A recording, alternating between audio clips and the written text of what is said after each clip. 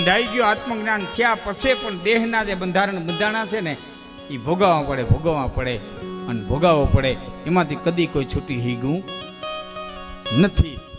અને આપણને છે ને બીજાને રૂડા મનાવતા બહુ આવડે. હા, તો બાંધું પડ્યું ને તો આપણે એમ કે બાપા સતને કસટ હોય એટલે ઓલાને વેમમાં નાખી આવી, હું સત છું મન કસટ છે, એને વેમમાં નાખી આવી. હા, એને આપણે કહી આવી સતને કસટ હોય. ભાઈ સતને કસોટી હોય, સતને કસર બસર કાંઈ ન હોય.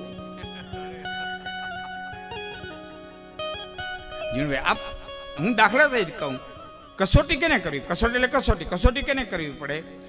તમે હોનાનો દોરો લઈ અને ઝવેરીની દુકાને જાઓ અને જો ઝવેરી જાણતો ન હોય કે આ હોનું છે કે આ પિત્તળ છે તો એને પાણામાંથી કહવું પડે. જે ઝવેરીને ખબર ન પડતી હોય એને પાણામાંથી કહવું પડે. બાકી આમ જોયા ભેરો કહી દે કે એ બગહરાનું છે, હેઠો ઉતરી.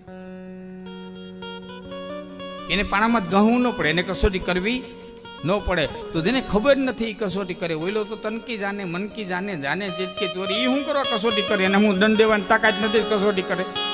કસોટી બસોટી કાંઈ નથી કર્યા, ભોગવવાના છે કર્યા. એમાં બે મત નથી.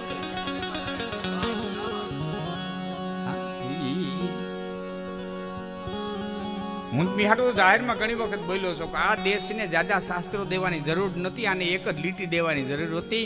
ક્યાંય કરેલા ભોગવવાના છે, કરવું હોય તો શું.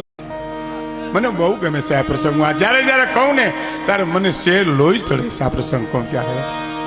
લોખંડી મહાપુરુષ વલ્લભભાઈ પટેલ આવીને ઉભા રહ્યા. અડાર હે પાદરનો ધણી સાહેબ ગોહિલવાડ ધણી સહી કરતે પેલા એટલું પૂછ્યું હતું, વલ્લભભાઈ સહી તો કરી દઉં પણ થોડો સમય આપશો મને? શું વિવેક હશે સાહેબ ગોહિલવાડનો? અને વલ્લભભાઈ પટેલ ધ્રુજી ગયા એના વિવેક ઉપર. અરે બાપુ સમય માગવાનો હોય, આપ પહેલી સહી કરો છો, બહુ મોટી વાત છે. સમય એટલા માટે માગવો છે વલ્લભભાઈ કે આ રાજ તો મારા બાપનું છે, સહી કરું એટલી વાર છે, પણ મહારાણીનો દાયજો જે આવ્યો છે એનું શું કરવું? એનો હક મારી ઉપર નથી, મારે એને પૂછાવવું છે. આ સંસ્કાર જોજો મિત્રો. વલ્લભભાઈ પટેલ કે અરે બાપુ પૂછવાનું હોય તમારે. અને માણસ મોકલ્યો દરબારગઢમાં, પૂછ્યું મહારાણીને. વાહ વાહ,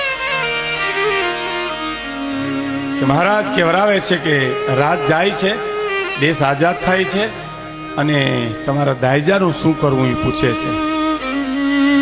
અને આ દેશની ક્ષત્રિયાણી જવાબ આપે, સાહેબ ગોહિલવાડનું અડધું અંગ બોલે છે કે મહારાજને કહી દો જો આખો હાથી જાતો હોય ને તો એનો શણગાર ઉતારવાનો ન હોય.